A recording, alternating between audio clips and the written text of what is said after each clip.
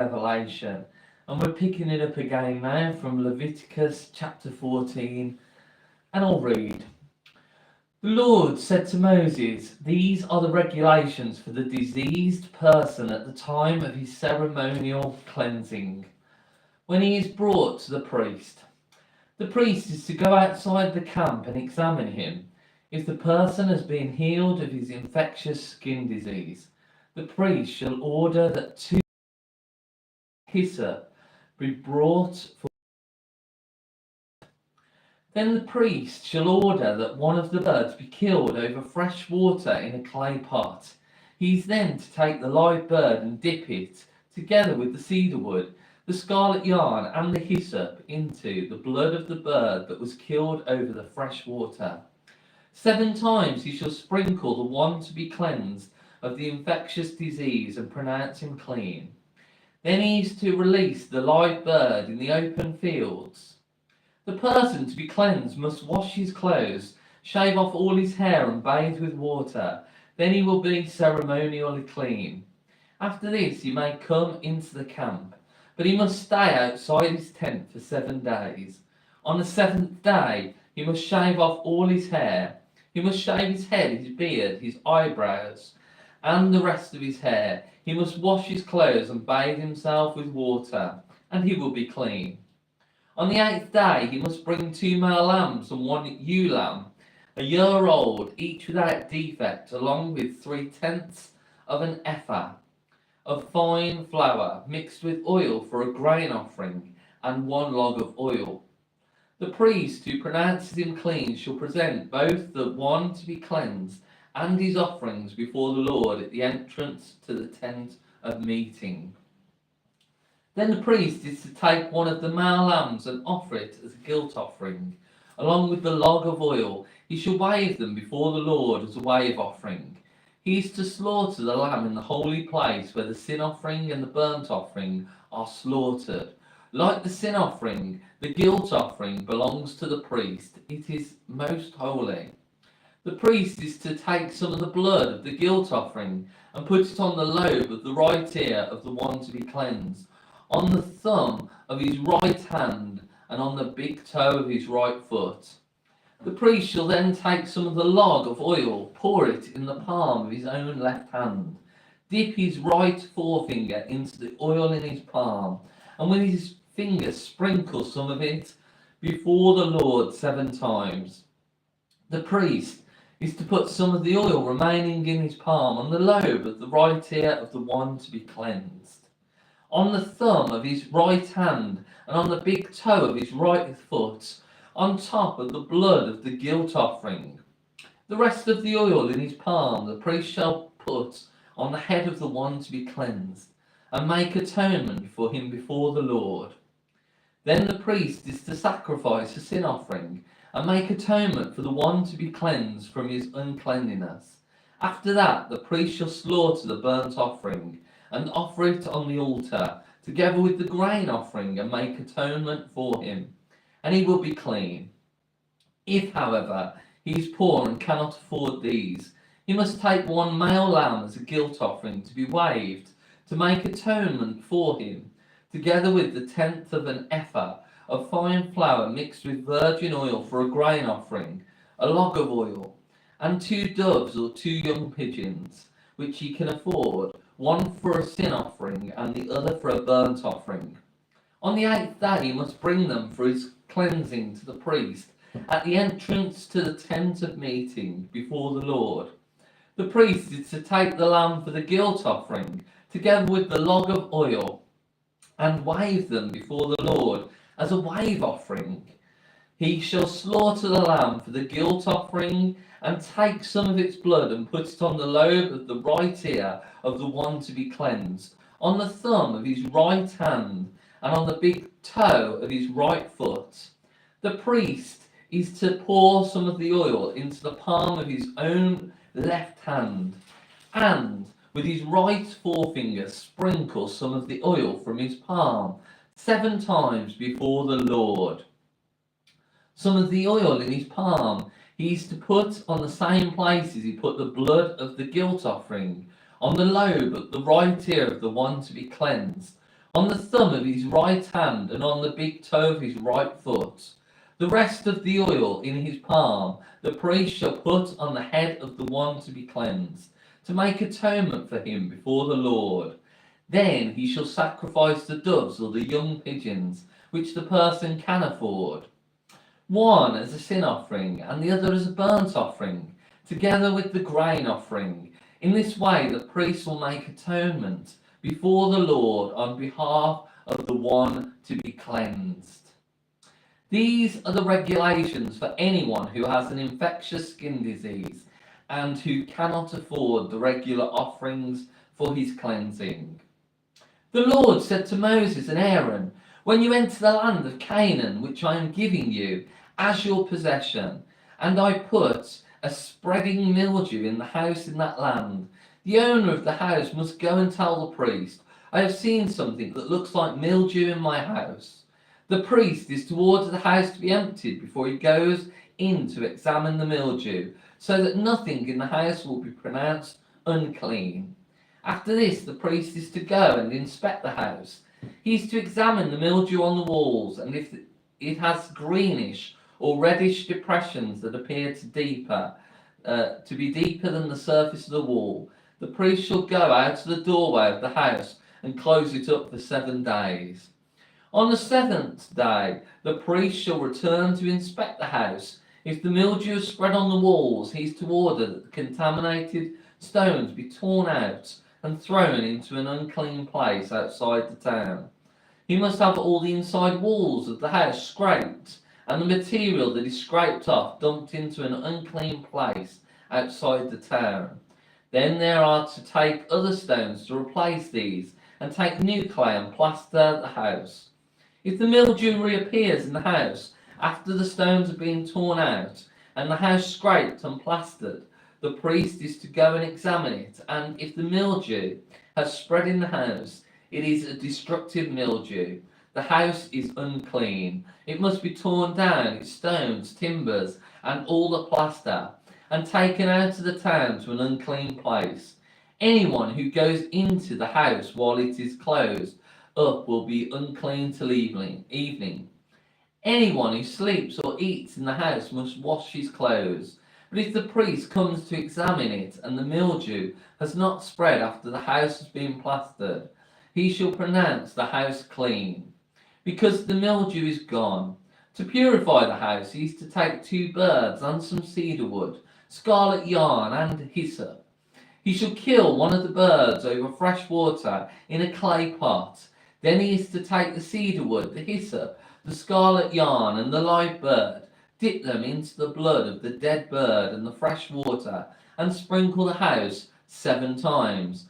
He shall purify the house with the bird's blood, the fresh water, the live bird, the cedar wood, the hyssop, and the scarlet yarn.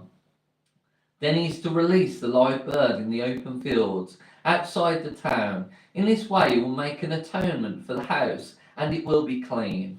These are the regulations for any infectious skin disease, for an itch, for mildew, in clothing or in a house, and for a swelling, a rash, or a bright spot, to determine when something is clean or unclean.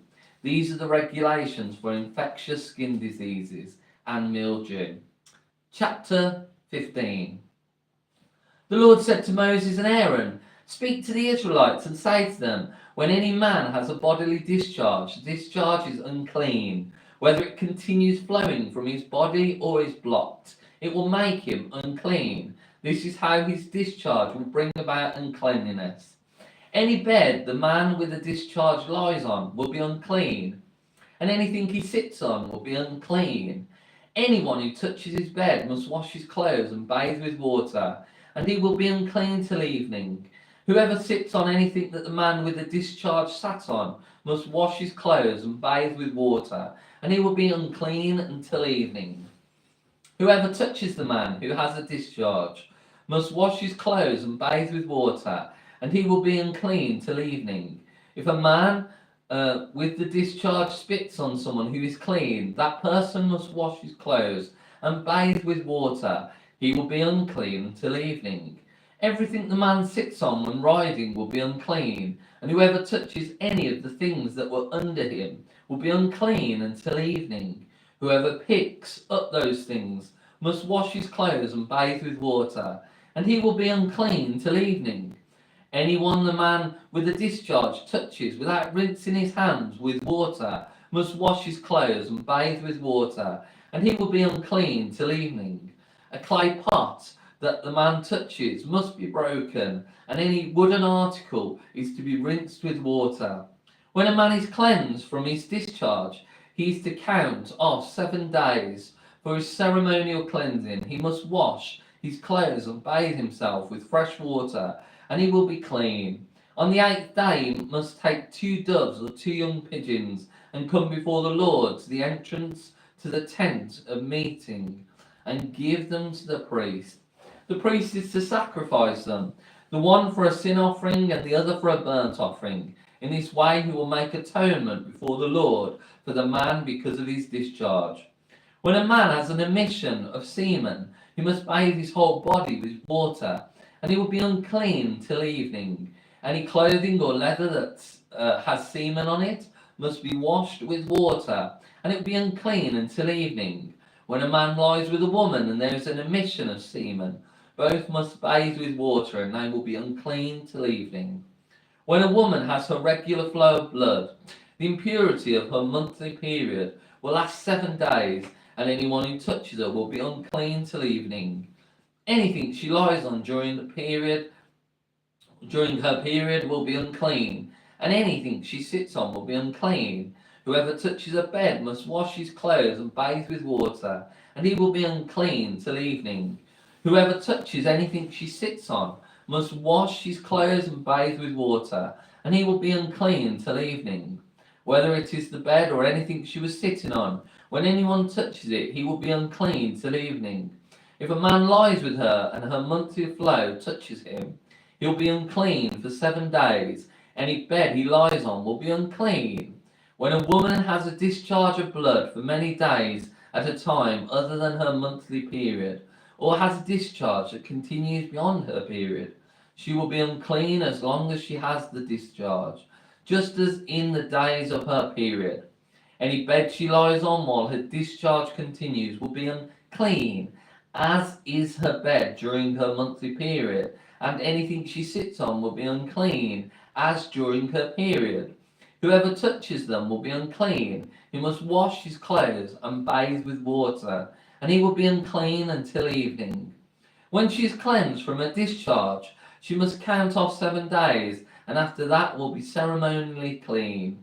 On the 8th day she must take 2 doves or 2 pigeons and bring them to the priest at the entrance to the tent of meeting. The priest is to sacrifice one for a sin offering and the other for a burnt offering. In this way he will make atonement for her before the Lord for the uncleanness of her discharge.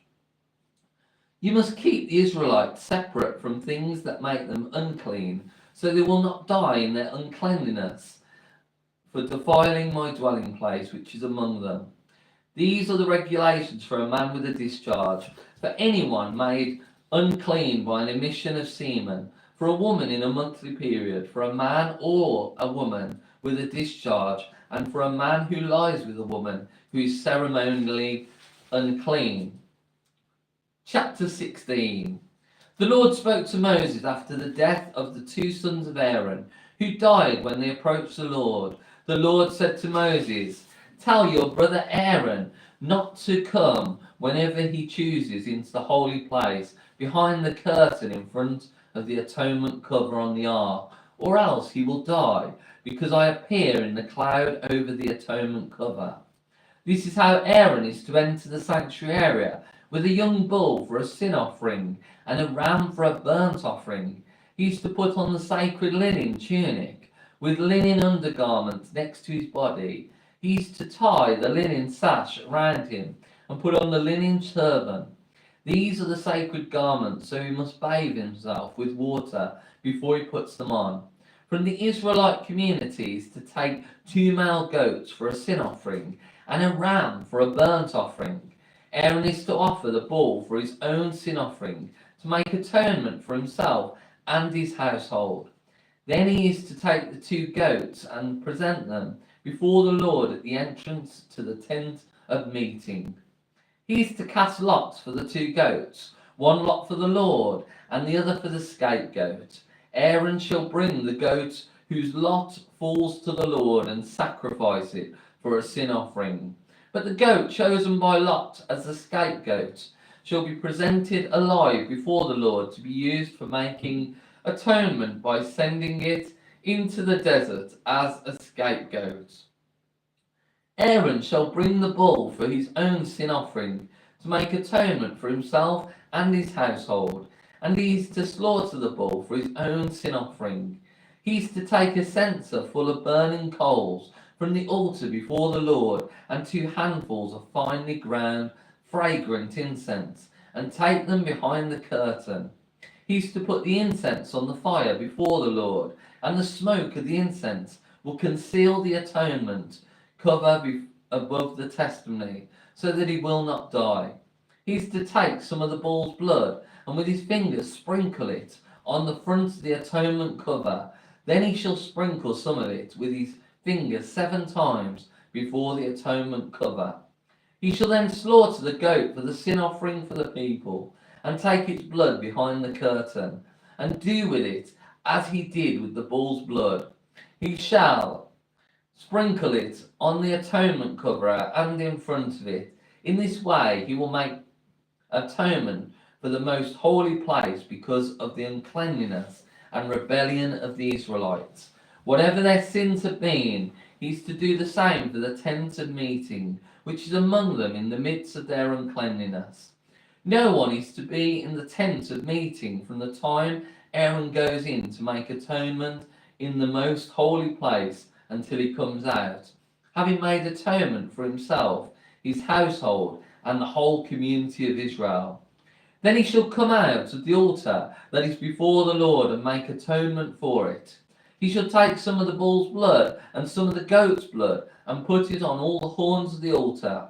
He shall sprinkle some of the blood on it with his finger 7 times to cleanse it and to consecrate it from the uncleanness of the Israelites.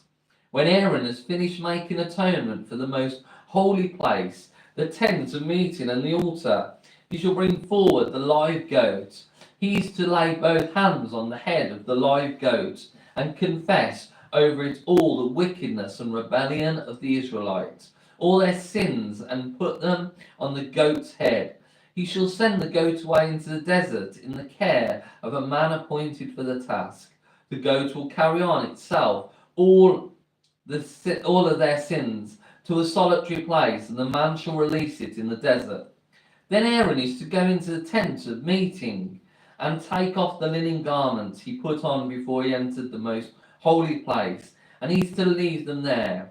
He shall bathe himself with water in a holy place and put on his regular garments. Then he shall come out and sacrifice the burnt offering for himself and the burnt offering for the people, to make atonement for himself and for the people. He shall also burn the fat of the sin offering on the altar. The man who releases the goat as a scapegoat must wash his clothes and bathe himself with water. Afterward he may come into the camp. The bull and the goat for the sin offerings, whose blood was brought into the most holy place to make atonement, must be taken outside the camp. Their hides, flesh, and offal are to be burned up. The man who burns them must wash his clothes and bathe himself with water. Afterward he may come into the camp. This is to be a lasting ordinance for you. On the 10th day of the 7th month, you must deny yourselves and not do any work, whether native born or an alien living among you. Because on this day atonement will be made for you, to cleanse you. Then before the Lord you will be clean from all your sins. It is a Sabbath of rest, and you must deny yourselves. It is a lasting ordinance. The priest who is anointed and ordained to succeed his father as high priest is to make atonement. He is to put on the sacred linen garments and make atonement for the most holy place, for the tent of meeting and the altar, and for the priests and all the people of the community. This is to be a lasting ordinance for you, Atonement is to be made once a year for all the sins of the Israelites, and it was done as the Lord commanded Moses. Chapter 17. The Lord said to Moses, "Speak to Aaron and his sons, and to all the Israelites, and say to them, this is what the Lord has commanded. Any Israelite who sacrifices an ox, a lamb, or a goat in the camp, or outside of it, instead of bringing it to the entrance to the tent of meeting, to present it as an offering to the Lord in front of the tabernacle of the Lord, that man shall be considered guilty of bloodshed. He has shed blood and must be cut off from his people. This is so the Israelites will bring to the Lord the sacrifices they are now making in the open fields. They must bring them to the priest, that is, to the Lord, at the entrance to the tent of meeting, and sacrifice them as fellowship offerings. The priest is to sprinkle the blood against the altar of the Lord, at the entrance to the tent of meeting, and burn the fat as an aroma pleasing to the Lord. They must no longer offer any of their sacrifices to the goat idols, to whom they prostitute themselves. This is to be a lasting ordinance for them and for the generations to come. Say to them, any Israelite or any alien living among them who offers a burnt offering or sacrifice and does not bring it to the entrance to the tent of meeting to sacrifice it to the Lord, that man must be cut off from his people. Any Israelite or any alien living among them who eats any blood, I will set my face against that person who eats blood, and will cut him off from his people. For the life of a creature is in the blood, and I have given it to you to make atonement for yourselves on the altar. It is the blood that makes atonement for one's life. Therefore I say to the Israelites, none of you may eat blood, nor may an alien living among you eat blood. Any Israelite or any alien living among you who hunts any animal or bird that may be eaten must drain out the blood and cover it with earth. Because the life of every creature is its blood. That is why I have said to the Israelites, you must not eat the blood of any creature, because the life of every creature is its blood. Anyone who eats it must be cut off. Anyone, whether native born or alien, who eats anything found dead or torn by wild animals, must wash his clothes and bathe with water, and he will ceremonially unclean, be ceremonially unclean till evening. Then he will be clean. But if he does not wash his clothes and bathe himself, he will be held responsible. Chapter 18. The Lord said to Moses, speak to the Israelites and say to them, I am the Lord your God. You must not do as they do in Egypt, where you used to live. And you must not do as they do in the land of Canaan, where I am bringing you. Do not follow their practices. You must obey my laws and be careful to follow my decrees. I am the Lord your God. Keep my decrees and laws, for the man who obeys them will live by them. I am the Lord. No one is to approach any close relative to have sexual relations. I am the Lord. Do not dishonor your father by having sexual relations with your mother. She is your mother. Do not have relations with her. Do not have sexual relations with your father's wife. That would dishonor your father. Do not have sexual relations with your sister, either your father's daughter or your mother's daughter, whether she was born in the same home or elsewhere. Do not have sexual relations with your son's daughter or your daughter's daughter. That would dishonor you. Do not have sexual relations with your daughter of your father's wife, born to your father. She is your sister. Do not have sexual relations with your father's sister. She is your father's close relative. Do not have sexual relations with your mother's sister, because she is your mother's close relative. Do not dishonor your father's brother by approaching his wife to have sexual relations. She's your aunt. Do not have sexual relations with your daughter-in-law. She's your son's wife. Do not have relations with her. Do not have sexual relations with your brother's wife. That would dishonor your brother. Do not have sexual relations with both a woman and her daughter. Do not have sexual relations with either her son's daughter or her daughter's daughter. They are her close relatives. That is wickedness. Do not take your wife's sister as a rival wife and have sexual relations with her while your wife is living. Do not approach a woman to have sexual relations during the uncleanliness of her monthly period. Do not have sexual relations with your neighbour's wife and defile yourself with her. Do not give any of your children to be sacrificed to Moloch, for you must not profane the name of your God. I am the Lord. Do not lie with a man as one lies with a woman. That is detestable. Do not have sexual relations with an animal and defile yourself with it. A woman must not present herself to be an animal to have sexual relations with it. That is a perversion. Do not defile yourselves in any of these ways, because this is how the nations that I am going to drive out before you became defiled. Even the land was defiled, so I punished it for its sin, and the land vomited out its inhabitants. But you must keep my decrees and my laws. The native born and the aliens living among you must not do any of these detestable things, for all these things were done by the people who lived in the land before you. And the land became defiled, and if you defile the land, it will vomit you out, as it vomited out the nations that were before you. Everyone who does any of these detestable things, such persons must be cut off from their people. Keep my requirements and do not follow any of the detestable customs that were practiced before you came, and do not defile yourselves with them. I am the Lord your God.